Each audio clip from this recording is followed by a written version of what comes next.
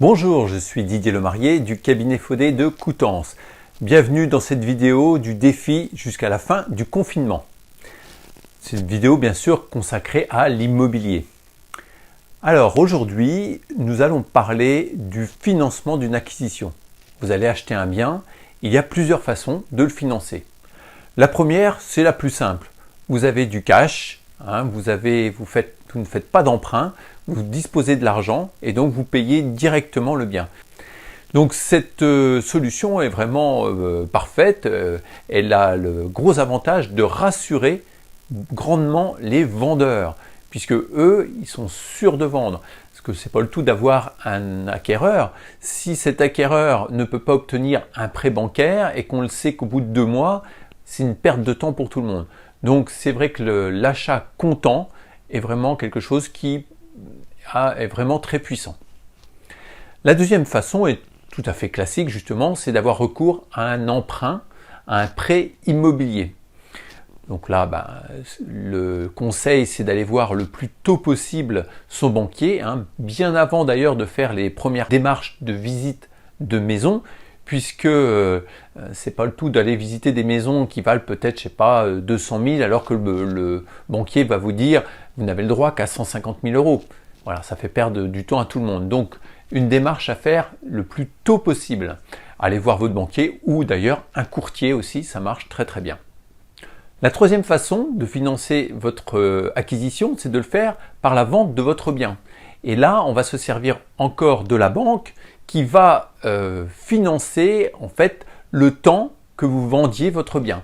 Donc vous trouvez une maison qui vous intéresse et vous vous positionnez directement dessus et donc vous allez solliciter un prêt auprès de la banque pour qu'ils vous prêtent de l'argent le temps de vendre votre maison. Voilà, c'est une espèce de prêt relais qui existait.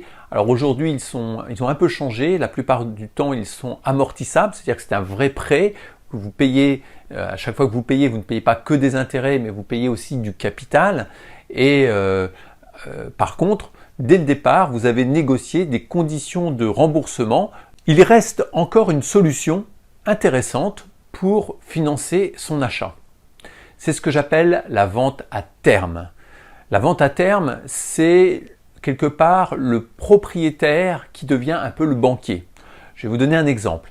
Vous vous positionnez sur une maison qui vaut 200 000 euros, mais vous ne disposez que de 100 000 euros dans un premier temps. Par contre, les 100 000 euros restants, vous allez les avoir d'ici 1 an, 2 ans, d'ici quelques temps. Donc, c'est trop tôt quelque part pour acheter, mais le bien vous plaît. Donc, qu'est-ce que l'on fait? Donc, on fait une vente normale. Donc, au lieu de payer le prix intégral, on paye qu'une partie du prix. Et vous avez 100 000 euros de créance auprès du propriétaire. Et donc c'est à lui que vous allez devoir ces 100 000 euros. Et donc pour lui payer, on va choisir un terme. Et voilà. D'où le nom, la vente à terme. Alors ça peut être des choses complètement différentes. Ça peut être tant par mois, par exemple 1 000 euros par mois pendant 2 ans. Et au bout des 2 ans, hop, l'échéance complète. Ça peut être au bout des 2 ans, par exemple, les 100 000 euros. On peut choisir, c'est très souple comme système et on peut choisir ce que l'on va faire. Alors l'avantage de ça pour l'acheteur, c'est que sans avoir l'intégralité d'une somme, il va pouvoir quand même se positionner. Ça peut être le cas justement s'il a son bien à vendre. Par contre, il faut qu'il soit sûr de lui d'avoir vendu dans le délai du terme, puisque au bout du terme, il faut absolument payer. Pour l'acquéreur, l'autre avantage, c'est qu'il ne va pas du tout dépendre d'une banque. Et oui, parfois, on ne peut pas obtenir de prêt, tout simplement, c'est pas qu'on n'est pas solvable, mais c'est qu'on a eu un ennui de santé. Et la banque ne va pas vouloir prêter à cause de cet ennui de santé. Alors, c'est pas la banque qui ne prêtera pas. Généralement, c'est l'assurance de la banque que vous ne pourrez pas obtenir. L'autre intérêt pour toujours l'acquéreur, c'est que justement, il peut attendre d'avoir vendu son bien, comme je vous le disais, ou de toucher une somme pour une autre raison. Par exemple, vous attendez, une assurance vie qui va s'arrêter. L'intérêt pour le vendeur de cette vente à terme, c'est d'avoir un acquéreur motivé. Parfois, certains biens sont un peu plus difficiles à vendre et c'est une façon d'avoir un acquéreur qui n'aurait pas pu être financé. Donc, on va augmenter sa base d'acquéreurs potentiels.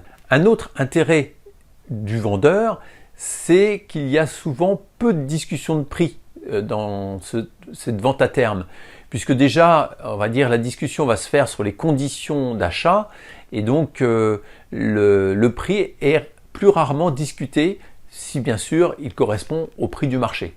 Si vous voulez faire un achat immobilier et que vous n'avez pas forcément l'argent et que le banquier n'est pas très chaud, sachez qu'il existe cette façon de procéder. J'espère que cette vidéo vous a intéressé, vous a plu, vous a appris quelque chose. Vous avez le droit de la partager, de la faire connaître et de me retrouver demain pour une prochaine vidéo sur le défi du confinement. À demain!